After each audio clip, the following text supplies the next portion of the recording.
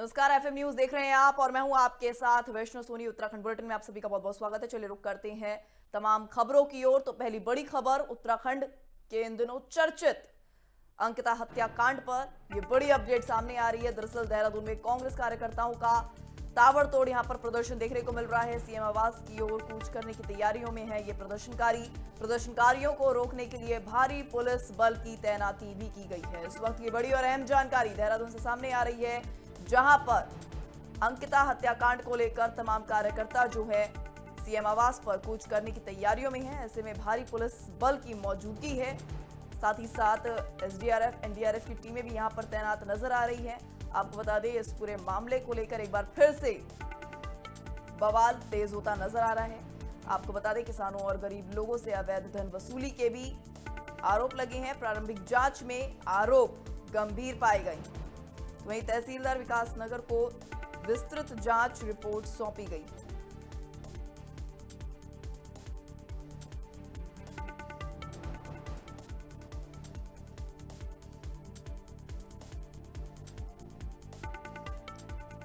तो इस वक्त की बड़ी और अहम जानकारी सामने आ रही है, जहां पर अवैध धन वसूली के आरोप लगे हैं। प्रारंभिक जांच में आरोप गंभीर पाए गए हैं। तहसीलदार विकास नगर को विस्तृत जांच रिपोर्ट सौंपी गई है और इसी के साथ आपको बता दें, अवैध वसूली पर डीएम सविन बंसल का यह बड़ा एक्शन देखने को मिला है। ऑडियो साक्ष्य के आधार पर पटवारी जयलाल शर्मा निलंबित कर दिए गए हैं। लाखा मंडल क्षेत्र में वसूली की शिकायत दर्ज की गई थी, जिसके बाद ये बड़ी कार्रवाई हुई है। किसानों और गरीब लोगों से अवैध धन वसूली के ये गंभीर आरोप यहां पर लगे हैं। अगली जानकारी हल्द्वानी से, जहां पर जिलाधिकारी ने सभी विभागों के अधिकारियों के साथ समीक्षा बैठक की। बैठक में सीएम हेल्पलाइन पर लगातार आ रही शिकायतों को लेकर गहरी नाराजगी व्यक्त की गई। डीएम ने अधिकारियों को स्पष्ट निर्देश दिए कि जन समस्याओं को समयबद्ध और गुणवत्तापूर्ण तरीके से समाधान उनका किया जाए। उन्होंने चेतावनी दी है कि लापरवाही बरतने वाले अधिकारियों को किसी भी सूरत में बख्शा नहीं जाएगा, उनके खिलाफ सख्त कार्रवाई होगी। जिलाधिकारी ने यह भी कहा है कि जनता की शिकायत शासन की प्राथमिकता है और किसी भी स्तर पर ढिलाई बर्दाश्त नहीं होगी। बैठक में सभी विभागों को आपसी समन्वय के साथ काम करने के निर्देश भी इस दौरान दिए गए हैं। लेवल पर मैक्सिमम समस्याएं होती हैं और अगर वहां से नहीं वो रिजोल्यूशन होता है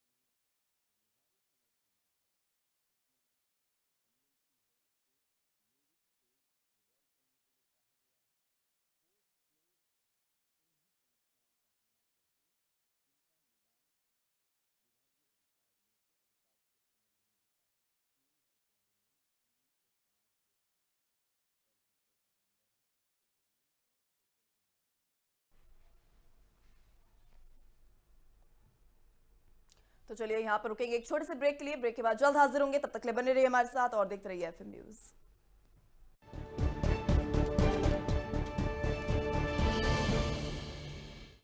क्या आप दुबले पतले कमजोर हैं? आपकी सेहत नहीं बनती, भूख कम लगती है, वजन नहीं बढ़ता? दरअसल मेन बात खाना पीना खाना नहीं है, मेन बात है खाया पिया लगना। और अगर खाया पिया लगेगा ही नहीं तो आपकी सेहत बनेगी कैसे? इसलिए हमारी संस्था सन्यासी आयुर्वेदा ने एक ऐसी दवा का निर्माण किया है जो कि आपके लिवर, आपके पाचन तंत्र को दुरुस्त करने का काम करती है, ताकि आप जो भी खाएं उसका पूरे का पूरा निचोड़ आपके शरीर को लगे, आपकी भूख बढ़े, खाया पिया सही से लगे, नया खून बने, हड्डियों में जान आए, वजन बढ़े और आप मोटे तगड़े खूबसूरत पर्सनैलिटी के मालिक बन जाए।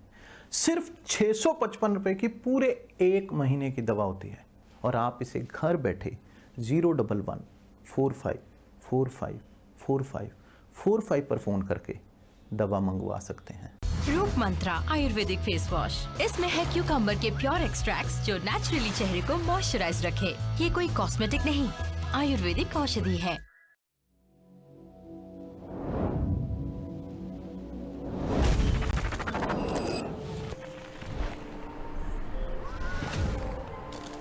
जय जोहार। छत्तीसगढ़ राज्य अपन गठन के 25 बछर पूरा करीस है।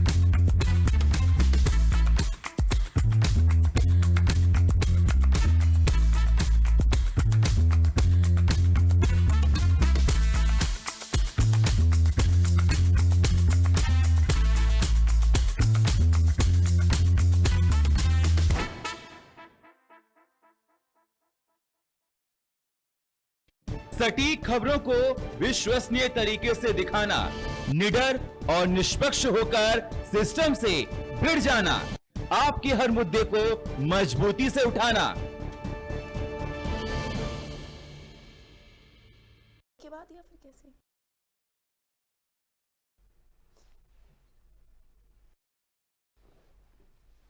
नमस्कार, आप देख रहे हैं एफएम न्यूज। मैं हूं आपके साथ वैष्णो सोनी। वक्त हो चुका है इस वक्त की खास उत्तराखंड बुलेटिन का। शुरुआत करेंगे खबरों के सिलसिले की, तो चलिए रुक कर लेते हैं पहले बड़ी खबर का। और बड़ी खबर उत्तराखंड के अंकिता हत्याकांड को लेकर सामने आ रही है। दरअसल उत्तराखंड के अंकिता भंडारी हत्याकांड पर यह बड़ी अपडेट, जहां देहरादून में कांग्रेस कार्यकर्ताओं का बड़े स्तर पर यह प्रदर्शन देखा जा रहा है। दरअसल सीएम आवास की ओर कूच करने की तैयारियों में है प्रदर्शनकारी।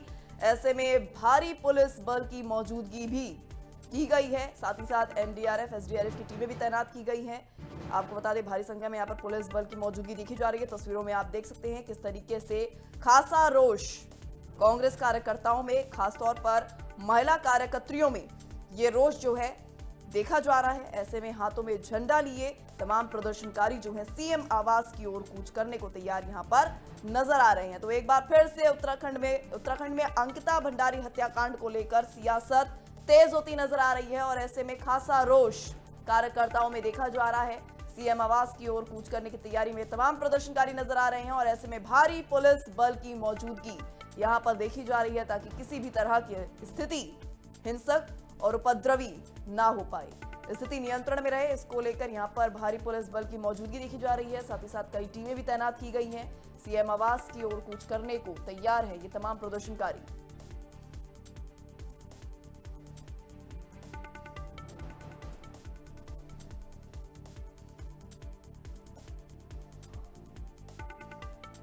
तो तस्वीरों में आप देख सकते हैं हाथों में तख्तियां लिए, पोस्टर्स लिए, कार्यकर्ताओं का गुस्सा जो है आसमान छू रहा है। ऐसे में अंकिता भंडारी हत्याकांड को लेकर न्याय की गुहार, निष्पक्ष न्याय की यहां पर गुहार इन तमाम कार्यकर्ताओं के द्वारा लगाई जा रही है।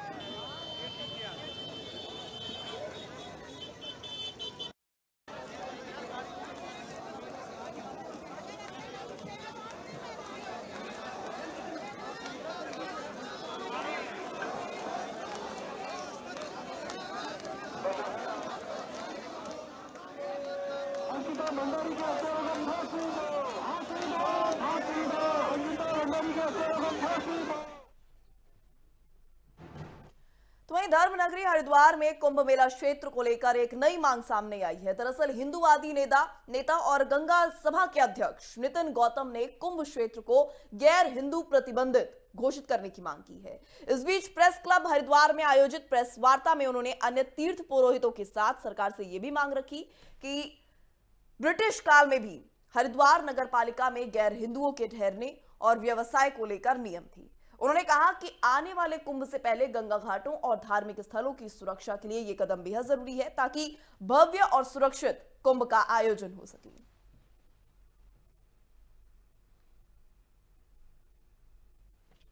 मांग नहीं है, ये समस्त सनातनियों की, हमारे हरिद्वार क्षेत्र में निवास करने वाले समस्त सनातनियों की डिमांड है और मैं उन्हीं की मांग को लेकर के यहाँ आया हूँ कि इस पूरे कुंभ क्षेत्र को अहिंदू प्रवेश निषेध घोषित करा जाए, यह हिंदू क्षेत्र घोषित करा जाए, जिसके आधार पर हमारे होने वाले करोड़ों श्रद्धालुओं के आने की व्यवस्थाएं, हमारे यहाँ पर धार्मिक आयोजन, उत्सव, हमारे तीर्थ की मान मर्यादा बनी रहे। अंग्रेजों के समय में कुछ वर्ष पहले, मतलब मेरे को लगता है कि लगभग 100 वर्ष पहले म्युनिसिपल बायलॉज का गठन हुआ और उस म्युनिसिपल बायलॉज के गठन के अंदर उस क्षेत्र को अहिंदुओं का प्रवेश निषेध करा, अहिंदुओं का निवास निषेध करा। तो निश्चित रूप से यह उस समय की भी आवश्यकता थी और यह आज की भी आवश्यकता है। और आज की आवश्यकता ये इसलिए बढ़ जाती है क्योंकि आज वातावरण और ज़्यादा दूषित हो चुका है, और ज़्यादा खराब हो चुका है। तो निश्चित रूप से हमारे कम से कम इस धार्मिक क्षेत्र को हिंदू क्षेत्र घोषित करा जाए और यहाँ पे जितने हमारे घाट हैं, जितने इन घाटों के ऊपर जो भी हमारा धार्मिक अनुष्ठान होते हैं, उन सभी घाटों पे हमारे अहिंदुओं का प्रवेश घोषित क्षेत्र में प्रवेश निषेध होना चाहिए। संगठन की ठीक है, तो वहीं इसी खबर पर ज्यादा जानकारी के लिए हमारे साथ जुड़ रहे हैं उत्तराखंड से स्टेट हेड अवनिंद्र कमल। अवनिंद्र, जिस तरह से देखा जा रहा है गंगा घाटों पर प्रवेश नियम सख्त करने की अपील की गई है, ऐसे में धरातल पर इसका कितना असर पड़ रहा है? करा जाए, यह हिंदी रही है क्योंकि 2027 में कुंभ मेला हरिद्वार में आयोजित होगा। लिहाजा जो तमाम हिंदू संगठन या सनातन संस्कृति के धर्म ध्वजा लेकर चलने वाले संगठन है और उसकी हिमायत करने वाले हैं, उनकी मांग है कि ऋषिकेश और हरिद्वार को जो है खासतौर से जो गंगा का स्नान करने वाले जो घाट है वो कई किलोमीटर क्षेत्र में है, तो उसको जो गैर हिंदू हैं उनके लिए प्रतिबंधित कर दिया जाए। इसकी मांग पहले भी होती रही है और संभावना है कि मुख्यमंत्री भी इसकी सिफारिश करेंगे सरकार से और इस पर मुहर लग जाएगी। जी अवनिंद्र, तो ऐसे में कुंभ क्षेत्र में भी इस बार देखा जा रहा है फिर से हिंदू और गैर हिंदुओं को अलग करने की यहाँ पर बात एक तरह से सामने आ रही है। क्या लगता है इसका कितना असर घाटों पर और वहां पर लगने वाली दुकानों पर, क्रेता विक्रेताओं पर कितना प्रभाव पड़ेगा इस फैसले का? आपको बताऊं कि यहाँ पर जो जब भी मेला लगता है तो उसमें आमतौर पर जो दुकानें हैं वो हिंदुओं की ही होती हैं। कुछ दूर जाकर जैसे ज्वालापुर क्षेत्र वगैरह में जहाँ निश्चित आबादी है वहाँ की बात छोड़ दी जाए, चाहे वो माला फूल बेचने वाले हों, कंठी बेचने वाले हों, जनेऊ बेचने वाले हों या कर्मकांड में काम आने वाली चीजें बेचने वाले हों, होटल हो, रेस्तरां, सब कुछ जो है वो ज्यादातर हिंदुओं की ही दुकानें हैं उसमें। लेकिन अब इसको घोषित कर देने से सवाल है कि जो हमारी सहिष्णुता, एकता, विविधता में एकता की बात है वो कहीं न कहीं प्रभावित होती दिखाई पड़ रही है। क्योंकि ऐसा भी कहीं नहीं, ऐसा नहीं है कि फिर इसमें ये भी होगा कि हिंदू कौन है कौन हिंदू नहीं है इसकी पहचान कैसे हो। दिक्कतें व्यवहारिक तमाम आएंगी, लेकिन अब ये सनातन धर्म की रक्षा और संस्कृति के संवाहक संगठन जो है वो इस तरह की मांग उठा रहे हैं, तो जाहिर है इसका असर निकट भविष्य में जरूर देखने को मिलेगा। क्योंकि यहाँ पर बहस एक तरह से उठती नजर आ रही है और जिस तरह से माना ये जा रहा है कि बड़ी संख्या में यहाँ पर श्रद्धालु पहुंचेंगे, लेकिन उससे पहले ही, मेले लगने से पहले ही यहाँ पर देखा जा रहा है बड़ी बहस छिड़ती नजर आ रही है। सरल शब्दों में समझना चाहे कि आखिर ये बहस किस मुद्दे को लेकर, किस मामले को लेकर, किन पॉइंट्स को लेकर उठती नजर आ रही है? बिल्कुल, देखिए यहाँ हरिद्वार में सभी लोग आते हैं, जहाँ तक अब सिख है वो भी आते हैं, ईसाइयों का भी आना होता है, देश नहीं विदेश से भी तमाम लोग आते हैं। अब उसमें क्लासिफिकेशन करना बड़ा मुश्किल होगा कि कौन हिंदू है कौन नहीं है, और इसको लेकर विवाद भी पैदा हो सकता है, आगे विवाद बढ़ सकता है। बिल्कुल, ये भी जानकारी साझा कीजिए कि क्या यहाँ पर गैर हिंदू जो आएंगे क्या उनका आना बिल्कुल पूरी तरह से वर्जित होगा? क्या वो स्नान भी नहीं कर पाएंगे या फिर सिर्फ दुकानदारों के लिए, सिर्फ दुकान के पर्पज से ये फैसला लिया गया है? देखिए, अभी तक ऐसा कोई स्पष्ट नहीं है और न इस पर सरकार की मुहर लगी है। ये तो एक मांग है, लेकिन अगर ये मांग चरितार्थ होती है तो व्यवहारिक दिक्कतें बहुत आएंगी। चलिए, तमाम जानकारी आपने साझा की, इसके लिए आपका बहुत बहुत शुक्रिया अवनिंद्र।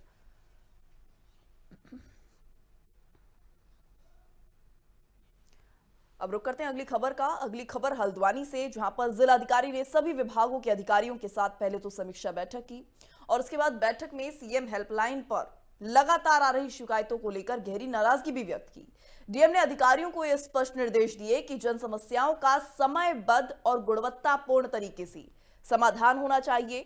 उन्होंने चेतावनी भी दी कि लापरवाही बरतने वाले अधिकारियों के खिलाफ सख्त कार्रवाई होगी। जिलाधिकारी ने कहा कि जनता की शिकायतें शासन की प्राथमिकता है और किसी भी स्तर पर ढिलाई बर्दाश्त नहीं की जाएगी। बैठक में सभी विभागों को आपसी समन्वय के साथ काम करने के भी निर्देश यहां इस बैठक में दिए गए।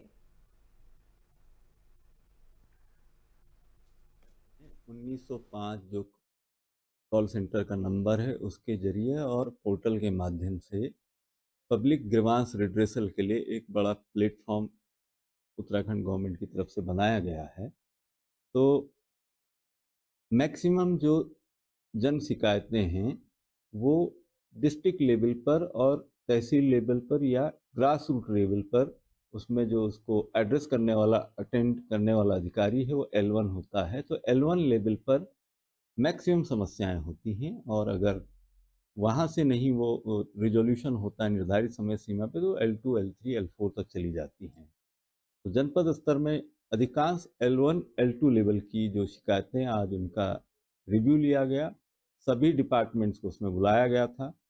तो अधिकांश शिकायतें राजस्व विभाग से, जल संस्थान से, PWD, नगर पालिका, नगर निगम जो जन समस्याओं को केंद्रित या एड्रेस करने वाले विभाग हैं उनसे रिलेटेड थी। तो इसमें लगभग जो हमारे 50-60 विभाग होते हैं सभी विभाग के प्रतिनिधियों से रिव्यू लिया गया और उन्हें जो निर्धारित समय सीमा है उसमें जो पेंडेंसी है उसको मेरिट पे रिजॉल्व करने के लिए कहा गया है।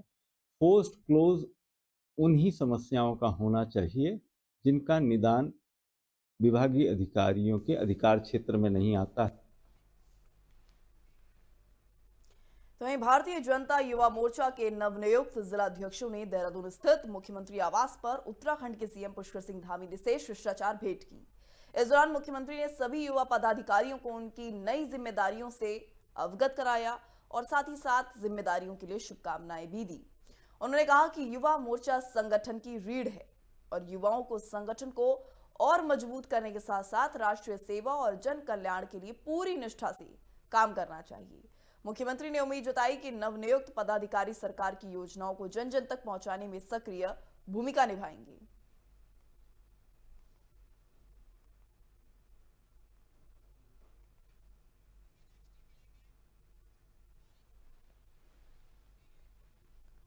तो वहीं देहरादून में पुलिस ने सड़क सुरक्षा को लेकर कड़ा अभियान चलाया है। एसएसपी देहरादून ने शहर के विभिन्न इलाकों का भ्रमण कर सीधे कार्रवाई की।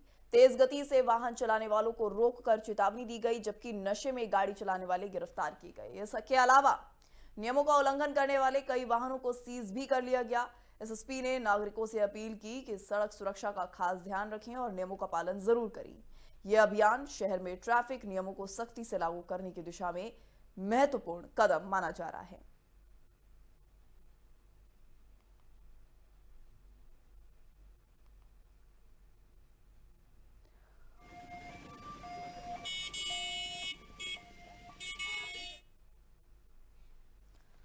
उत्तराखंड में बदमाशों द्वारा मारी गई त्रिपुरा की छात्रा एंजल चकमा को न्याय दिलाने की मांग अब तेज होती नजर आ रही है। इस कड़ी में युवा कांग्रेस ने त्रिपुरा की राजधानी अगरतला में मशाल रैली निकाली। रैली के दौरान कार्यकर्ताओं ने एंजल चकमा के लिए न्याय की मांग की और दोषियों के खिलाफ सख्त कार्रवाई की अपील की। युवा कांग्रेस नेताओं का कहना है कि छात्र की हत्या ने पूरे देश को झकझोर कर रख दिया है और पीड़ित परिवार को जल्द न्याय मिलना चाहिए।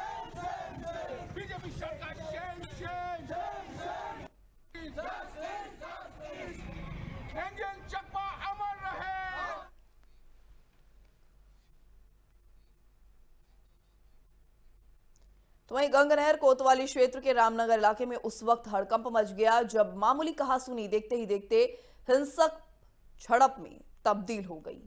दो गुट आमने सामने आ गए और सड़क पर जमकर बेल्ट और लात घूसे चलने लगी। मारपीट के दौरान एक युवक पर हेलमेट से वार भी किया गया, जिससे उसका सिर फट गया। घटना से इलाके में अफरा तफरी का माहौल बन गया और सूचना मिलते ही मौके पर पुलिस भी पहुंची और हालात को किस तरह से नियंत्रित किया गया। हालांकि घायल युवक को इलाज के लिए अस्पताल में भर्ती कराया गया है और मामले की जांच में तत्परता से पुलिस जुट गई है।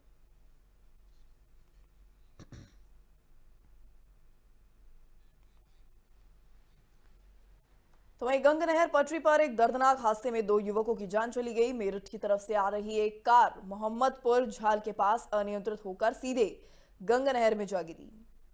हादसा इतना भयावह था कि कार नहर में उल्टी हालत में आधी डूब चुकी थी। सूचना मिलते ही मौके पर पहुंची पुलिस और राहत कार्य पुलिस द्वारा शुरू किया गया। तलाशी के दौरान कार के अंदर 2 युवक मृत पाए गए। मृतकों की पहचान मेरठ निवासी सौरभ शर्मा और पुनित के रूप में हुई है। प्रारंभिक जांच में हादसे का कारण घना कोहरा, तेज रफ्तार और तीव्र मोड बताया जा रहा है।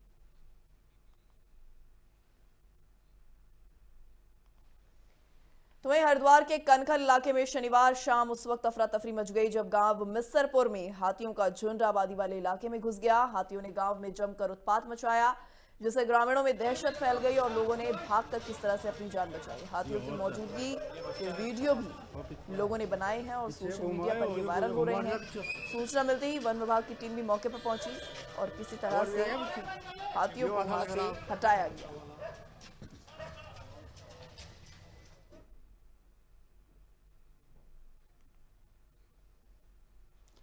धर्मनगरी हरिद्वार में आज सुबह से ही घना कोहरा छाया रहा। हर की पौड़ी पर कोहरे की वजह से दृश्यता काफी कम नजर आई।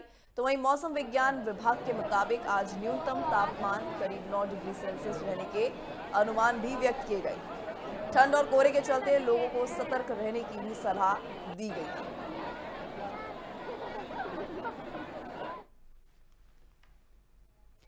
तो फिलहाल उत्तराखंड के इस बुलेटिन में इतना ही। इस तरह की खबरों के लिए बने रहिए हमारे साथ और देखते रहिए FM न्यूज। धन्यवाद।